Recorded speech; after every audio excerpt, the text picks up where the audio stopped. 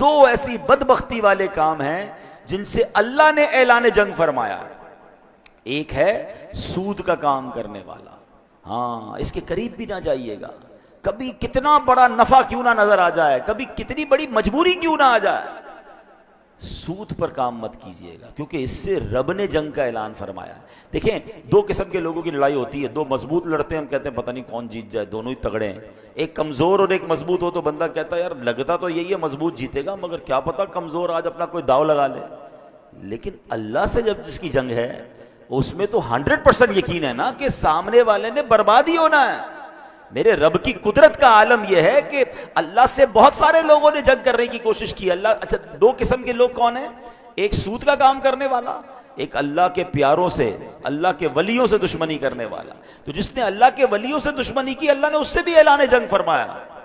تو آپ دیکھیں جب رب اپنی قدرت کا نظارہ دکھاتا ہے نا، تو نمرود نے خدائی کا دعویٰ کیا تھا، اللہ سے جنگ کی تھی نا، تو اللہ نے اس کو کوئی بہت بڑی چیز سے ہلاک نہیں کیا، اس کو مچھر سے ہلاک کر دیا ہے۔ میرا رب وہ ہے کہ جب وہ چاہے تو اللہ اکبر، پرندے چھوٹے چھوٹے ابابیل جن کے قدموں میں چھوٹے چھوٹے کنکر ہوں، ان سے ہاتھیوں کے لشکر کے پرخچے اڑا دیتا ہے۔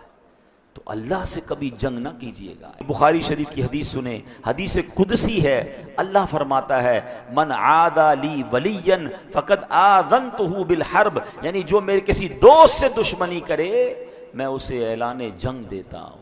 تو کبھی بھی اللہ والوں سے نہیں لڑنا۔ اچھا اب سود تو بڑا کلیئر ہے نا کہ بھائی کاروبار میں ہے یا کسی کو قرض دیتے ہوئے کوئی سود لے رہا ہوتا ہے، سود کما رہا ہوتا ہے، وہ تو فوراً چھوڑ دیں۔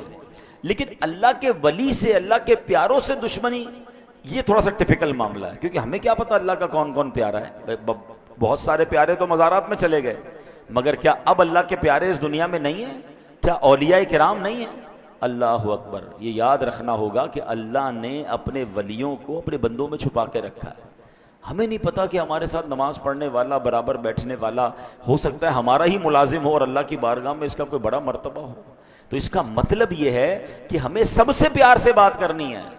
بلکہ حدیثوں میں تو ایسے الفاظ ملتے ہیں کہ کچھ لوگ ہوتے ہیں جن کے پرا گندہ بال ہوتے ہیں، میلے کچیلے کپڑے ہوتے ہیں، جن کو کوئی اپنی محفل میں نہیں بلاتا، وہ نہ آئے تو کوئی نوٹس نہیں کرتا، مگر اللہ کی بارگاہ میں ان کا وہ مقام ہوتا ہے کہ اگر وہ قسم اٹھا لیں کسی بات پر تو اللہ ان کی قسم کو پورا فرما دیتا ہے۔ ہمیں ایسے لوگوں سے زیادہ ڈرنا چاہیے جن کو کوئی نہ پوچھے نا کہ یار یہ تو بڑا عجیب سے کپڑے ہیں، میلے کچیلے ہیں، کوئی پرسنالٹی بھی نہیں ہے، کوئی بلا بھی نہیں رہا، کیا معلوم اللہ کی بارگاہ میں اس کا کیا مرتبہ ہے۔ تو آلویز سب کے ساتھ پیار سے، عزت سے، اس ڈر سے رہیں کہ اگر اس کا مرتبہ اللہ کی بارگاہ میں بڑا ہوا اور میں نے اس کو ناراض کر دیا تو رب نے اعلان جنگ فرمایا۔